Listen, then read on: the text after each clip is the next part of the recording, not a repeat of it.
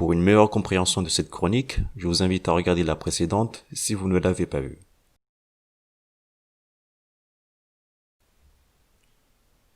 La langue du colon et la langue du pays.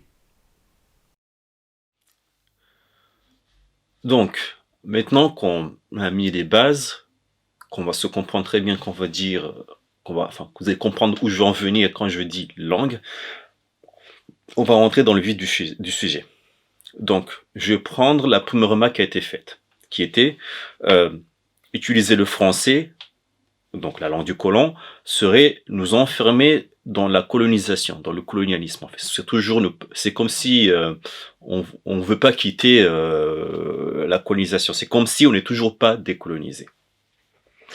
Donc, dans ça, en fait, dans cette phrase-là, quand on regarde très bien, la personne, à tort ou à raison, fait la distinction de la langue du pays, la langue des Comores, et la langue, en fait, du colon, l'autre.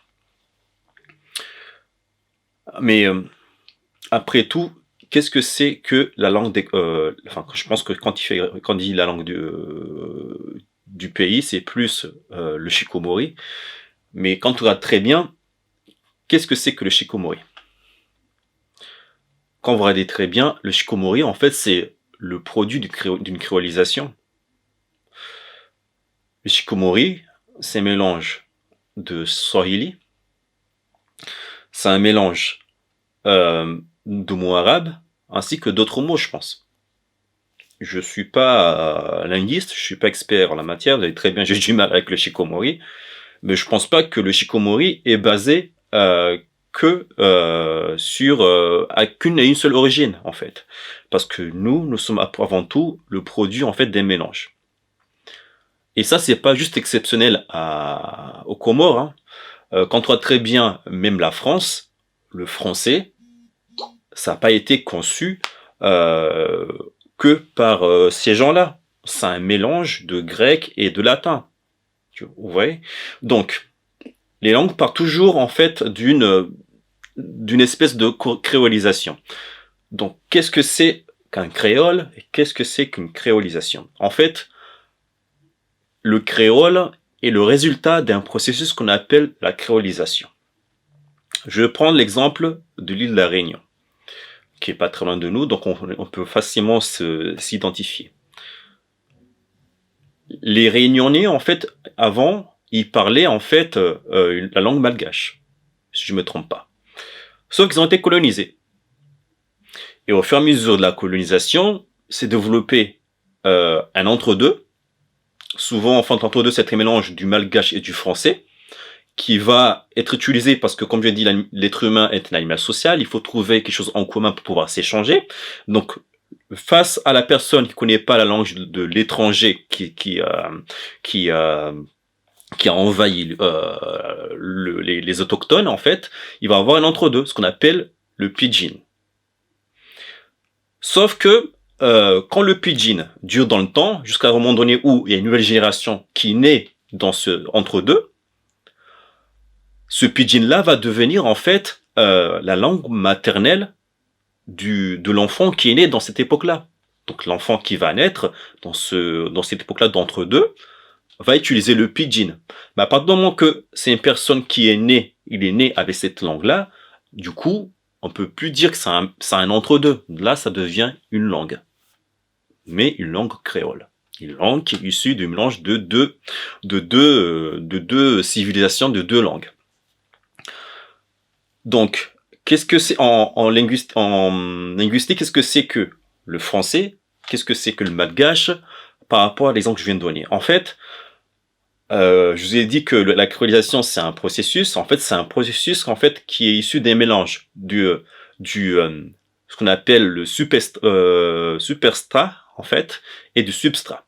Le superstrat, c'est la langue dominante qui va venir normalement. Souvent, c'est la langue dominante qui envahit, qui s'introduit dans l'abstrat. Et du coup, il va y avoir un mélange qui fait que il va y avoir un déséquilibre de rapport de force. Donc, il y en a un qui va prendre le dessus sur l'autre. C'est ce qui fait que généralement, ce processus-là fait que généralement, en fait, le créole est très mal vu, a une très mauvaise, de manière générale, a une très mauvaise image, en fait, souffre de l'image de la langue supestra, parce que souvent, le créole est utilisé à la maison et la langue supestra est utilisée dans l'administration, dans des secteurs un peu plus évolués, de manière générale. Là, j'ai pris le cas de la colonisation, mais la créolisation, c'est pas spécifié, enfin, le créole, la créolisation, c'est pas spécifique à le processus de colonisation. Mais dans notre époque, c'est l'exemple qui revient le plus souvent. Dans les exemples qu'on pourrait utiliser pour expliquer ce que c'est une langue créole, ce qu'est que le créole. Donc, c'est pour ça que je vous disais qu'en fait, le comorien, le shikomori, c'est après tout, en fait, le produit d'une créolisation, parce que, qu'on voit très bien, ce mélange de plusieurs langues vivantes. Le grec et le latin, pour ce qui est du français, c'est des langues mortes. Donc, sur ces raisons pour laquelle on dit que le français, c'est pas du créole, c'est une langue. Parce que elle est issue de deux langues mortes. Je pense qu'il y avait d'autres langues, mais c'est ceux qui apparaissent le plus. Par contre, nous, le Kiswahili, on l'utilise toujours jusqu'aujourd'hui en Tanzanie. L'arabe, on l'utilise toujours en Arabie Saoudite, par exemple. Donc, du fait de notre histoire, parce qu'encore une fois, je vous ai dit que la langue, qui est en fait un outil, ce n'est pas une identité. La langue qui est un outil est liée en fait à une nation, à une réalité géopolitique. On va nous retrouver, parce que bon, après on a un problème, parce qu'on peut pas dire c'est une créolisation qui est le substrat, qui est l'abstrait, parce que aujourd'hui on ne sait pas du swahili, du shirazien, de l'indien qui est venu en premier aux Comores. Donc on ne peut pas savoir qui a influencé l'autre. Mais en tout cas, au moment où nous sommes éveillés, nous avons pris conscience qu'on est issu des mélanges, cet éveil, c'est d'ailleurs que c'est fait très tardivement, parce que c'est ce qui fait qu'on a du mal aujourd'hui à identifier tout cela. On remarque en fait qu'on a en fait une langue qui est différente de ce que des pays à peu près autour de nous, qui est le shikomori. Donc, quand mon compatriote me dit en fait, faut prioriser le shikomori, parce que je pense que c'est ce qu'il avait dit, il faut prioriser le shikomori, il faut faut construire la colonisation et utiliser le shikomori, ne pas utiliser le français. Parce que le français, c'est le colon. Le français, c'est nous enfermer dans ce que le français 50 personnes a voulu, enfin en tant que nation, pardon, a voulu nous enfermer. Et j'ai envie de dire, quelque part, dans le comorien, est-ce qu'il n'y a pas du français? Du fait de notre réalité géopolitique. Quand on regarde très bien l'audio qui a été faite par mon ami, qui m'a renvoyé, qui m'a donné l'autorisation d'utiliser dans cette vidéo, il a utilisé à un moment donné du français. Moi aussi, quand j'ai fait l'audio, j'ai utilisé du français. Enfin, plus de français que du comorien. C'est pas comparable, bien sûr. Mais, dans notre langue comorienne, il y a des mots dont on ne peut pas se passer d'utiliser le français. Pourquoi? Parce que souvent, la langue supestra vient d'une civilisation plus évoluée. Et quand je dis plus évoluée, je dis pas qu'ils sont plus intelligents, mais technologiquement, ils sont plus avancés que nous. Donc, et vu que la langue est basée sur une réalité d'une nation, nous, on avait une technologie qu'ils n'avaient pas. Donc, forcément, pour dire télé, on peut dire Sandokulamapicha si on veut, mais il y a certaines choses où certaines choses ou concepts, on va utiliser du français, parce que c'est un concept ou quelque chose qu'on a emprunté de l'autre. Donc, où se trouve le juste milieu? Peut-on dire qu'aujourd'hui, on s'interdit de dire, voilà, on rejette le français, parce que finalement, c'est un rejet, en fait. On se dit, en fait, le français, l'utilise pas, mais quand on fait comme ça, mais en fait, mais le malgache aussi, si on regarde très bien le shikomori, il y a aussi du malgache. Quand on dit zukiwang ou zuki, ça vient du malgache. Donc, nous sommes issus d'un mélange. Et sur la phrase, en fait, qui dit que il faudrait pas utiliser la langue du colon, parce que ce serait nous enfermer dans la colonisation. Je pense que d'une part, il manque de connaissances. C'est la raison pour laquelle j'ai insisté sur ce que c'est qu'une langue au départ. Et d'autre part, une phrase qui est sortie du cœur. Et de mon point de vue, je raisonne pas avec le cœur. C'est plutôt avec les faits. Le fait de dire qu'on n'utilise pas la langue du colon, c'est quelque part un rejet. Un rejet que je comprends, parce que moi aussi, je rejette le colon. Mais en fait, ce rejet-là nous amène vers de l'extrémisme. Parce que dire, en fait, se dire aujourd'hui, à partir d'aujourd'hui, je parle plus français, par exemple, je veux parler que du Shikomori, c'est pas de l'extrémisme. On sait très bien que ça mène pas à rien. Ça mène nulle part, pardon. Et, et ça nous fait oublier que, avant tout, une langue, c'est un outil. Avant tout, une langue, c'est un outil. Je répète encore une fois, avant tout, une langue, c'est un outil. C'est un outil qui permet deux individus de communiquer. Maintenant, il se trouve que des individus se trouvent dans une réalité géographique qui fait que, et c'est ça qui fait en fait que finalement, on va utiliser la langue comme étant une identité. On va s'identifier à cette langue-là. Mais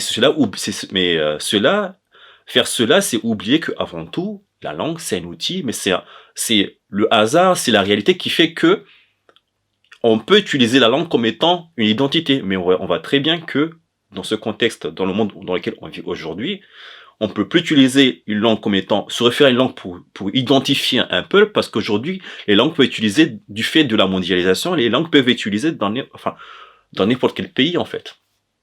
Et être assimilées, en fait, être acquises, en fait. C'est-à-dire que s'approprier la langue de l'autre, en fait.